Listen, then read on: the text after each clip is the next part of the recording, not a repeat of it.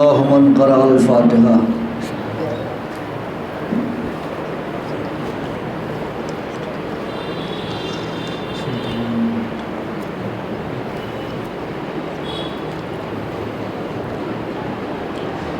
لا حول ولا قوة إلا بالله العلي العظيم. أعوذ بالله من الشيطان اللعين الرجيم. بسم الله الرحمن الرحيم. الحمد لله الذي هدانا لهذا وما كنا لنهتدي لولا أن هدانا الله.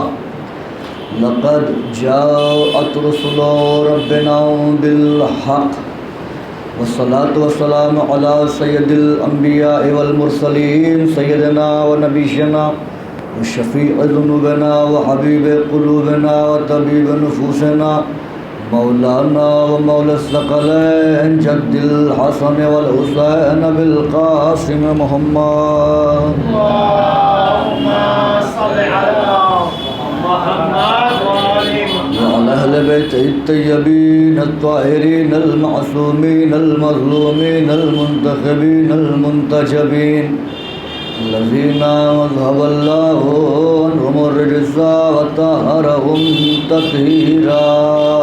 اللهم صل على محمد لعنة الله على أعدائهم وقتلتهم وغاصب حقوقهم ومنكري فضائلهم وولايتهم وجلالتهم وعظمتهم وعطشهم أجمعين من ليلنا هذا إلى قيام يوم الدين.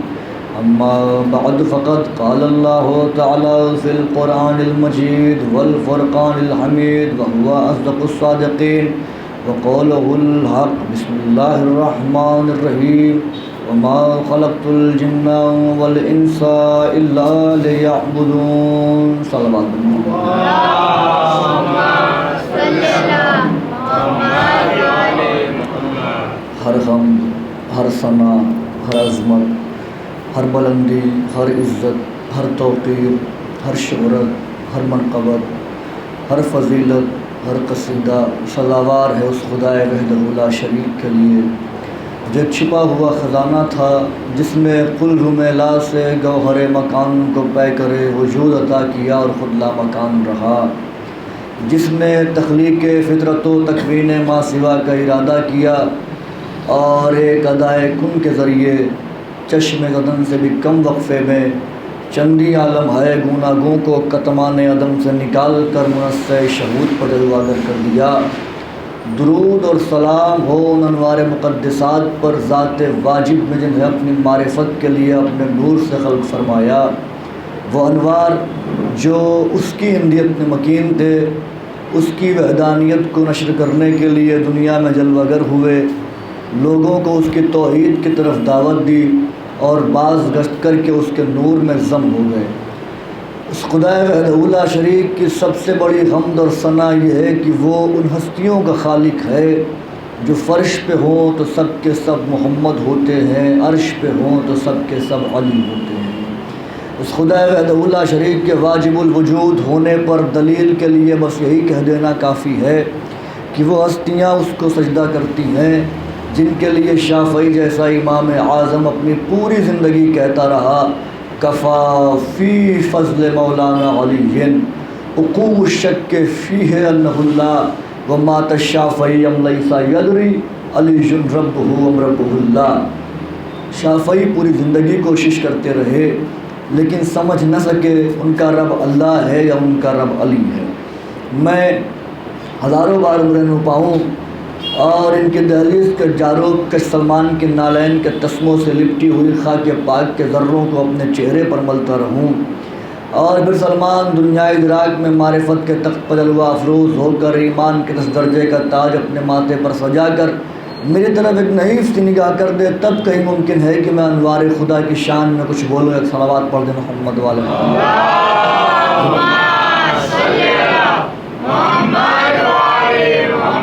برادران عزیز، بزرگان محترم، عنوان اذہان عالیہ میں محفوظ ہوگا۔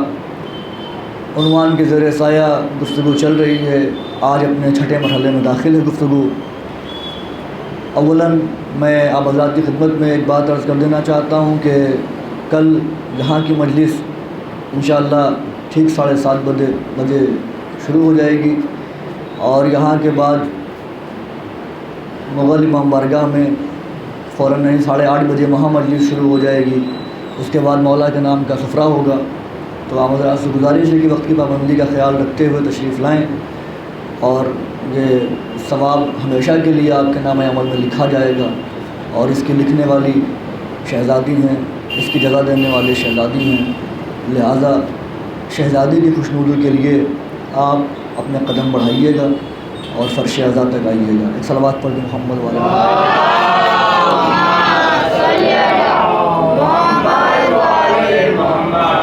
اہل بیت کو چھوڑ کے کوئی بھی چیز قابل قبول نہیں ہو سکتی ہے۔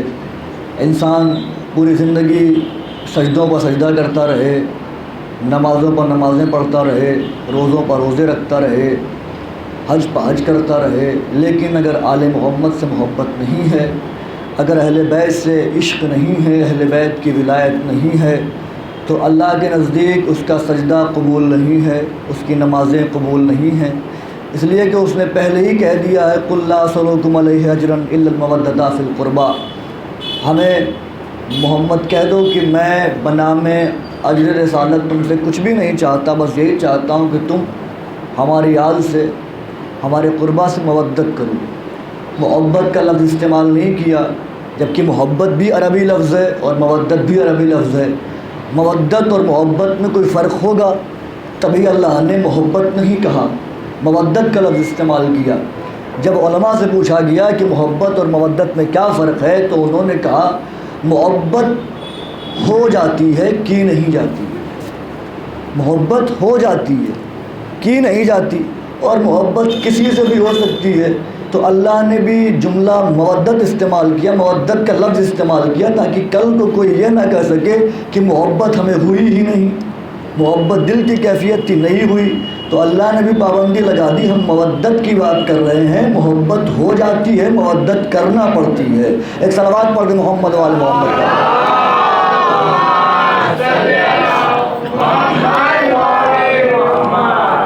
جب انسان کے پاس علم ہوتا ہے تو وہ آل محمد کو پہچانتا چلا جاتا ہے، اور جہاں پر جہل کی تاریکیاں ہوتی ہیں آل محمد سمجھ میں نہیں آتے۔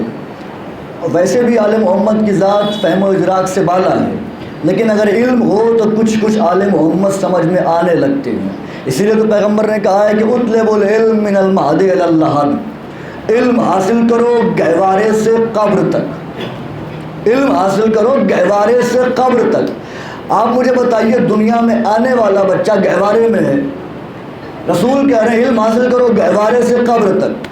کیا آپ نے کبھی یہ دیکھا کہ کسی اسکول میں، کسی انسٹیٹیوٹ میں، کسی کالج میں، کسی ٹیوشن کی جگہ پر کوئی اپنے گہوارے سے بچے کو لے کر آیا ہو اور اس نے کہا ہو کہ اس بچے کا نام لکھ لیجئے، اس بچے کا ایڈمیشن کر لیجئے؟ کہیں دیکھا آپ نے؟ اگر کوئی ایسا کرے، کوئی گہوارے سے بچے کو لے کے آ جائے کسی اسکول میں، کسی کالج میں، کسی انسٹیٹیوٹ میں اور کہے کہ اس کا نام لکھ لو، تو شاید وہ دیکھنے کے بعد کہے کہ صاحب جائیے اپنے دماغ کا علاج کروائیے، ہے نا؟ یہی کہے گا اپنے دماغ کا علاج کروائیے۔ کیوں؟ اس لیے کہ بچہ ابھی بولنے کے قابل ہی نہیں ہے، بچہ ابھی سمجھ سکتا نہیں ہے، بچہ ابھی بول سکتا نہیں ہے، اور تم کہہ رہے ہو کہ اس کا نام لکھ لو۔ تو کیا نعوذ باللہ پیغمبر نے غلط کہا ہے؟ پیغمبر کہہ رہے ہیں اطلبوا العلم من المہد الی اللحد، علم حاصل کرو گہوارے سے قبر تک۔ تو اب گہوارے میں کون سا علم ملتا ہے؟ پہلا علم اللہ خود عطا کر کے بھیجتا ہے، پہلا علم اللہ دے کے بھیجتا ہے۔ پہلا علم کون سا علم ہے؟ جو اللہ کی بارگاہ سے بندہ لے کے آتا ہے۔ بندہ پہلا علم اللہ کی بارگاہ سے لے کے آتا ہے۔ کہا اگر جاننا ہے کہ پہلا علم کیا ہے، پہلا علم اللہ نے کیا عطا کیا جو بندہ اللہ کی بارگاہ سے لے کے آتا ہے، تو اب دیکھنا آنے والا بندہ کرتا کیا ہے۔ اگر آنے والا بندہ ہنسے تو پہلا علم ہنسنا ہے، لیکن اگر بندہ روئے تو پہلا علم رونا ہے۔ صلوات پڑھ دے محمد والے محمد۔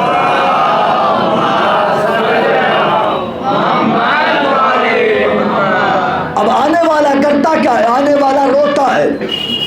اللہ نے فطرت بشریت میں گریہ رکھا، رونا رکھا۔ آنے والا اگر نہ روئے تو گھر والے روتے ہیں۔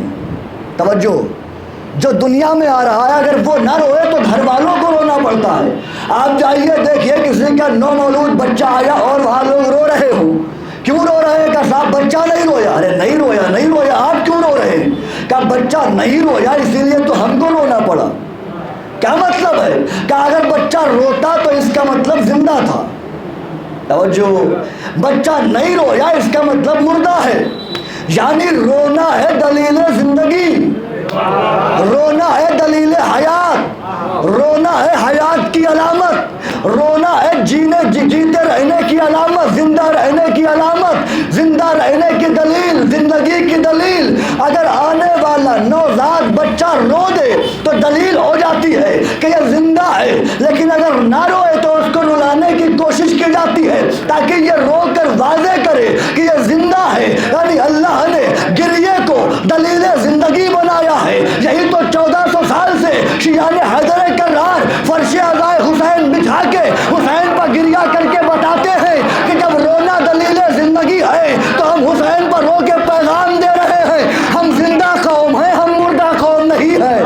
اور کیا آپ نے صلوات پڑھ دے محمد والے محمد پر۔ ہم زندہ قوم ہیں۔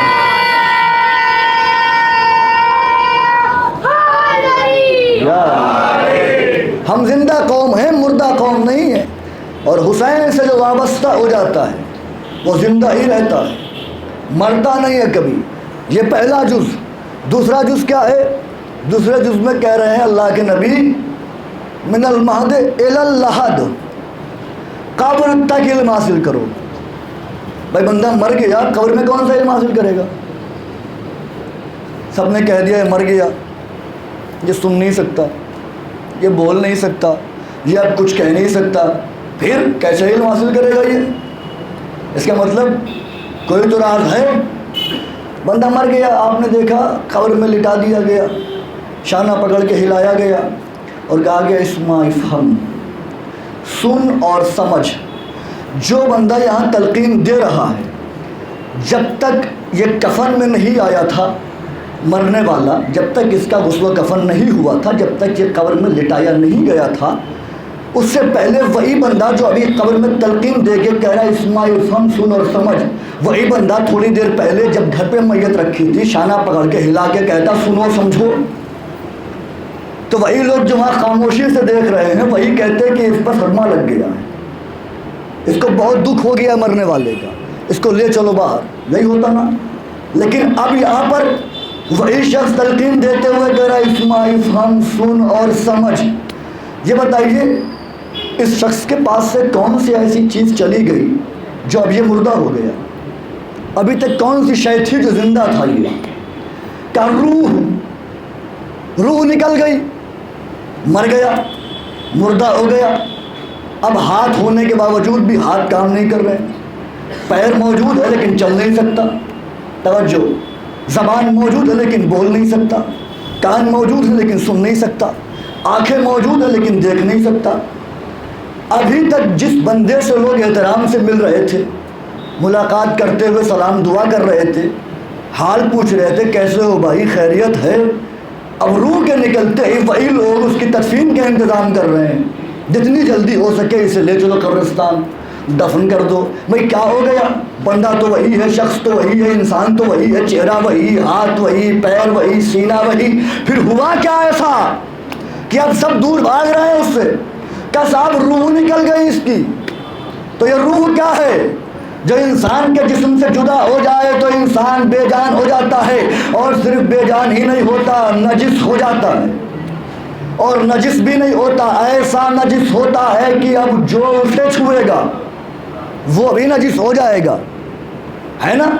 جو چھوئے گا وہ بھی نجس ہو جائے گا۔ روح نکل گئی۔ اب یہ روح کیا ہے؟ پوری توجہ، روح کیا ہے؟ قرآن کی آیت نے کہا یسألونک عن الروح، میرے حبیب تم سے روح کے لیے پوچھتے ہیں، قل الروح من امر ربی، ان سے کہو کہ روح اللہ کے امر میں سے ایک امر ہے۔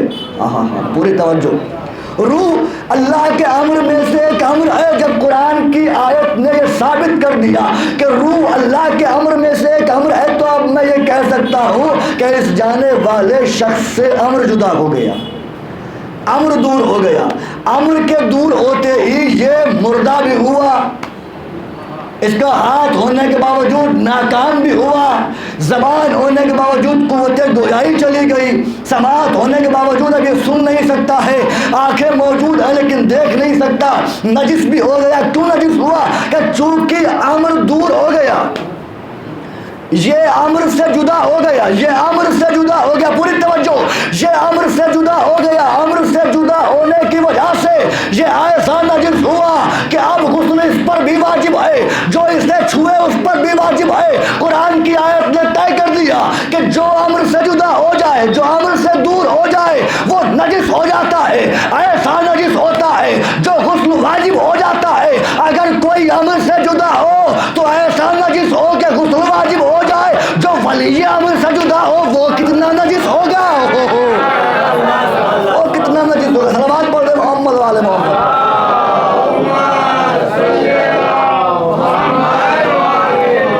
اور فرمایا آپ نے کوئی امر سے جدا ہو جائے تو اتنا نجس کہ خود بھی نجس دوسرے کو بھی نجس کرے. اب جو ولی امر کو چھوڑ دے, جس کے مقدر میں ولی امر نہ ہو, پھر وہ چلتی پھرتی لاش کے سوا کیا ہے؟ کچھ بھی نہیں. اچھا اب آگے کیا کہا؟ علم حاصل کرو گہوارے سے قبر تک. قبر میں کون سا علم ہے؟ یہی تو بتایا جا رہا ہے, اسمع افہم, سنو سمجھو. کیا بتایا گیا؟ دیکھو تم سے پوچھا جائے گا من رب کو کہتے رب کون ہے؟ کہہ دینا اللہ ربی, اللہ میرا رب ہے. من کتابوں کا تیری کتاب کیا ہے؟ کہہ دینا القرآن و کتابی, قرآن میری کتاب ہے.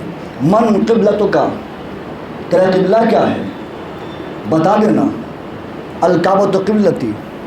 پوچھا جائے من نبیوں کا, تیرا نبی کون ہے؟ محمد کا نام بتا دینا. پھر من اماموں کے, تیرا امام کون ہے؟ پھر ایک امام سے لے کے 12ویں امام تک کے نام گنائے جاتے ہیں, بتایا جاتا ہے یہ پوچھا جائے گا, یہ ہوگا, یہ ہوگا, یہ سوالات ہوں گے, یعنی اسے بتایا جا رہا ہے.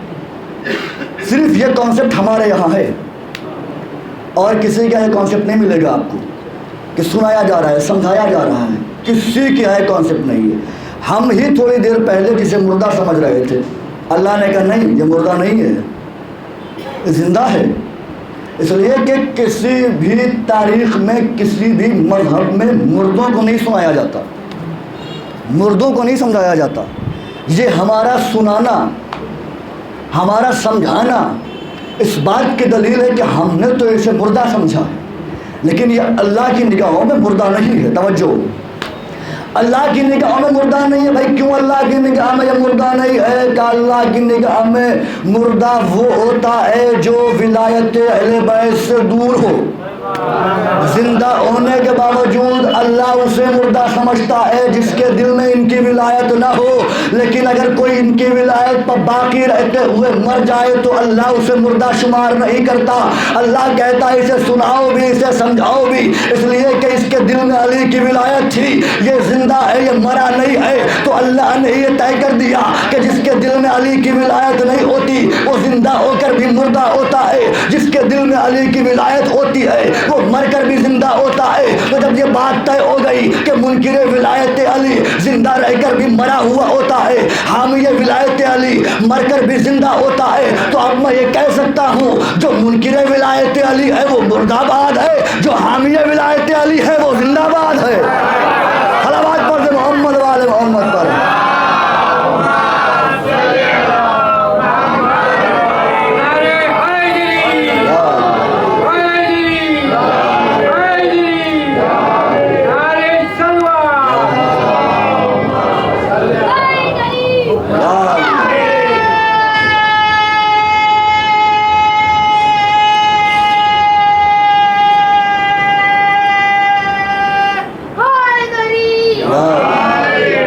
چہرے کبھی نہ مرجھائیں جو نام علی پر گلاب کی طرح کھل جاتے ہیں, اور زبانیں فالج اور کینسر کے مرض سے محفوظ رہیں جو علی علی کیا کرتی ہیں. اگر علی کا عشق دل میں ہے, علی کی محبت دل میں ہے, تو اس کا مطلب یہ ہے کہ آپ بقا کی منزلوں میں ہیں, بقا کی منزلوں میں, باقی رہنے والوں کی منزلوں میں.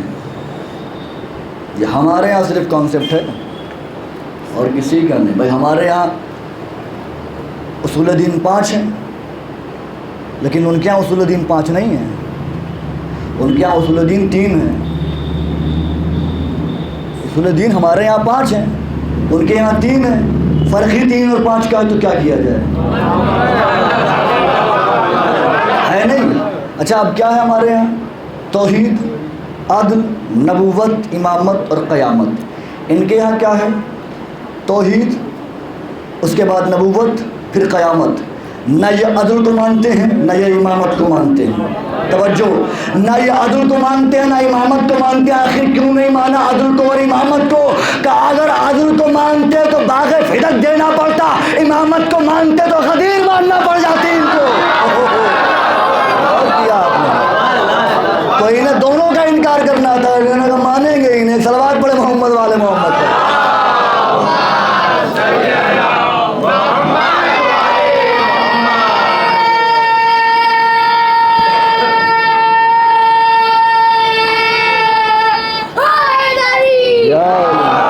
بڑا شاد و آباد رکھیں آپ کو۔ یہ فرش عزائے حسین ہمیں سیدھی راہ دکھانے کے لیے، ہمیں راہ حق پر لانے کے لیے اور ہمیں حقیقت تک پہنچانے کے لیے فرش عزائے حسین۔ فرش عزائے حسین زندگی سنوارتی ہے۔ فرش عزا پر وہ چیزیں مل جاتی ہیں جو ہم مدتوں کتاب پڑھتے پڑھتے نہیں حاصل کر سکتے۔ یہ فرش عزائے حسین کا فیض ہے، اس لیے کہ اس منبر پہ ایک سے ایک عالم، ایک سے ایک خطیب آتے ہیں اور کوئی یہ دعویٰ نہیں کر سکتا ہے کہ مکمل اس نے علم دین حاصل کر لیا۔ مکمل علم کا دعویٰ صرف اہل بیت کر سکتے ہیں بس۔ تو کچھ کسی کے پاس ہے، کچھ کسی کے پاس ہے، لیکن فرش عزائے حسین کے ذریعے آپ کو سب کچھ ملتا رہتا ہے۔ کیوں؟ ذاکر کا رتبہ اپنی جگہ پر ہے، ذاکر مرتبے والا ہے، بڑا رتبہ اس کا ہے، لیکن جو مرتبہ سامعین کا ہے وہ ذاکر کا نہیں ہے۔ آپ سوچ رہے ہوں گے کیسے؟ بھائی یہ کانسیپٹ ہے نا کہ معصومین آتے ہیں یہاں پہ، یہ عقیدہ ہے نا ہمارا کہ معصومین یہاں پہ آتے ہیں، انبیاء معصوم بھی آتے ہیں، فرشتے بھی آتے ہیں، سب آتے ہیں، سامعین ذاکر سے افضل ہوتے ہیں۔ کیسے؟ یہ مانا رفعت منبر مجھے نصیب ہوئی، پوری توجہ، یہ مانا رفعت منبر مجھے نصیب ہوئی، میرے نصیب میں باغ ارم کے پھول بھی ہیں۔ دل پر لکھیے گا مصروں کو، یہ مانا رفعت منبر مجھے نصیب ہوئی، میرے نصیب میں باغ ارم کے پھول بھی ہیں، مگر بلند نہیں سامعین سے ذاکر کہ سامعین میں زہرا بھی ہے، رسول بھی ہے۔ مگر بلند نہیں سامعین سے ذاکر، سامعین میں زہرا بھی ہیں، رسول بھی ہیں۔ کہیں بی بی ہوں گی اور بی بی اپنے حسین کا پرسہ لینے کے لیے آتی ہیں، بی بی اشکوں کا تحفہ لینے کے لیے آتی ہیں، بلکہ یوں کہوں کہ اشکوں کا مرہم لینے کے لیے آتی ہیں، اپنے حسین کے زخموں کے لیے۔ جزاک اللہ، یہ عشق کی پہچان ہے کہ ادھر ان کی مصیبت کا ذکر ہوا اور ادھر آپ کی آنکھیں برسنے کو تیار ہو گئی، آپ کی آنکھوں میں آنسو آ گئے۔ جزاک اللہ، خدا کوئی غم نہ دے سوائے غم مظلوم کربلا کے۔ جب کوئی فرش عزا سے دلہ روئے اٹھ جاتا ہے نا تو زمین ملامت کرتی ہے، رویا ہی نہیں، یوں ہی چلا آیا۔ اس لیے کہ ہم نہ روئیں گے تو کون روئے گا؟ کبھی وہ نہیں روتے تو گھروں کو اجاڑتے ہیں، ہمیشہ وہی روتے ہیں جن کے گھر اجڑ جاتے ہیں۔ گھر تو ہمارا اجڑا ہے، سادات تاراج ہوئے، سادات برباد ہوئے، ارباب عزا حسین کے گلے پر خنجر چلا، بس ایک روایت اور مجلس تمام۔ حسین کی سوکھی ہوئی شہنک پر خنجر چلا، لعینوں نے شام غریبہ خیموں میں آگ لگائی، بال و اسباب لوٹ لیے، علی کی بیٹیوں کو اسیر کر لیا، چادریں چھین لی، بے ردا ہو گئی علی کی بیٹی، جلے ہوئے خیموں کی راکھ پا علی کی بیٹی بیٹھی ہوئی، چھوٹے چھوٹے بچے ہیں سب کو شمار کر رہی۔ شام غریبہ سے پہلے شب عاشور عباس پہرا دیتے تھے، لیکن آج کیسا بدلا ہے دل، عباس فرات پر سو رہے ہیں، علی کی بیٹی پہرا دے رہی، پہرا دے رہی تھی تھی علی کی بیٹی، اچانک علی کی بیٹی نے ایک سوار کو آتے ہوئے دیکھا۔ علی کی بیٹی کا دل کانپ اٹھا۔ بی بی نے کہا سوار رک جا، سوار نہیں رکا، سوار آگے آتا رہا۔ پھر علی کی بیٹی نے کہا سوار رک جا، اگر تجھے کچھ لوٹنا ہی ہے تو دن کے اجالے میں آ جانا، اس لیے کہ کچھ بچا نہیں ہے۔ سوار پھر بھی نہیں رکا، علی کی بیٹی کو جلال آ گیا۔ علی کی بیٹی نے کہا سوار رکتا ہے یا نجف سے اپنے بابا کو بلاؤں؟ بس یہ کہنا تھا کہ سوار نے اپنے فرش کو روک دیا۔ سوار رہوار سے اترا، چہرے سے نقاب ہٹا دیے، بیٹی میں تیرا بابا علی ہوں۔ زینب دوڑتی ہوئی بیویوں کی طرف آئی، اے بیویوں کسی کے پاس کوئی چادر کا ٹکڑا ہو تو دے دو، میرا بابا آیا ہے۔ جزاک اللہ، یہی حق گریا ہے۔ لیجیے ارباب اعضاء، آ گئے علی نجف سے، سکینہ بھی ہے۔ گفتگو شروع ہوئی باپ اور بیٹی کی۔ زینب نے کہا بابا آپ نے دیکھا ظالموں نے میرے اکبر کے سینے میں نیزہ اتار دیا۔ بابا آپ نے دیکھا ظالموں نے قاسم کو جیتے جی رون ڈالا، لاش کے ٹکڑے کر دیے۔ بابا آپ نے دیکھا میرا بھائی عباس دریا پہ بازو کٹا کے سو گیا۔ بابا آپ نے دیکھا میرے آنو محمد مارے گئے۔ بابا آپ نے دیکھا 6 مہینے کے اصغر کے گلے پر کیسے بے رحمی سے تیر مارا۔ بابا آپ نے دیکھا میرے بھائی حسین کی سوکھی ہوئی رگ پر کیسے خنجر پھیرا گیا۔ اے بابا آپ آ گئے۔ بابا آپ کی بیٹی پہرا دے رہی ہے، بابا آپ کی بیٹی کی چادر لٹ گئی۔ اے بابا میں تو گھر سے باہر کبھی نہ نکلی تھی۔ اے بابا میرے سر سے آنچل کبھی نہ سرکا تھا۔ بابا میرا کھلا ہوا سر تو کبھی سورج نے بھی نہیں دیکھا تھا، لیکن بابا آج ظالموں نے میرا کھلا ہوا سر دیکھا۔ یہ گفتگو چل ہی رہی تھی کہ 4 سال کی معصومہ سکینہ حسین کی یتیمہ بیٹی قریب آئی۔ آنے کے بعد کہتی ہے دادا کون ہے یہ؟ سکینہ۔ دادا آپ آئے، آپ کا شکریہ دادا۔ علی آگے بڑھے، سکینہ کی پیشانی چومی، نیلے رخساروں پر ہاتھ پھیرا، کان زخمی تھے کانوں کو دیکھا۔ سکینہ کہنے لگی دادا آپ کا بڑا ممنون، بابا دادا آپ کی ممنون ہوا، آپ آ گئے، آپ کا شکریہ دادا۔ لیکن آج آپ کی اور بھوبی کی گفتگو دیکھ کے اس بات کا اندازہ ہو گیا کہ ایک باپ اپنی بیٹی سے کتنی محبت کرتا ہے۔ دادا احساس ہو گیا آج کہ ایک باپ اپنی بیٹی سے کتنی محبت کرتا ہے۔ علی نے پیشانی چومی، اے سکینہ تم بھی تو میری بیٹی ہو۔ کہ بابا دادا آپ صحیح کہہ رہے ہیں، لیکن آپ کی بیٹی زینب ہے نا، اس نے بلایا تو آپ آ گئے، لیکن میں کھڑی ہوئی دیکھ رہی تھی، میرا بابا مارا جا رہا تھا، میں آواز دیتی رہی یا علی مدد نجف سے آئی ہے دادا، لیکن آپ نہ آئے دادا، مجھے تماچے لگے، آپ نہ آئے دادا، میرے گوشوارے کھینچے، آپ نہ آئے دادا۔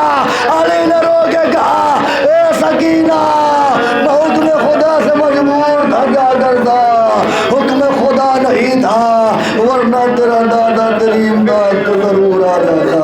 اے سکینہ تیرا دادا کہتا ہے اللہ لعنت اللہ علی القوم الظالمین سيعلم الذين ظلموا أيام منقلب ينقلبون اللهم ارزقنا زيارة قبر الحسين في الدنيا وشفاعته في الآخرة اللهم اجعلنا من الباكين بمصاب الحسين اللهم اكتبنا من زوار الحسين أحسن الله لكم عزاء في عزاء الحسين بجاہ محمد و آل محمد۔ پروردگار مجھے واسطہ محمد والے محمد علیہ السلام کا حاضرین مجلس کی دلی جائز تمنا کا پورا فرما، جو پریشان حال ان کی پریشانیوں کو دور کر دے۔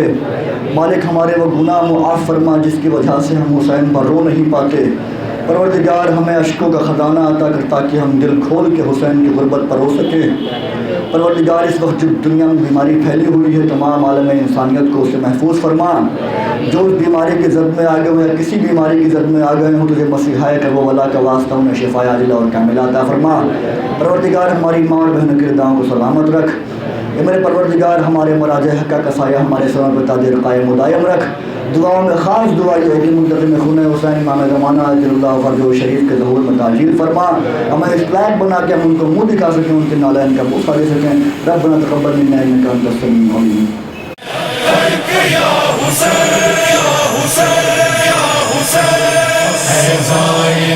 حسین السلام، اے زائر حسین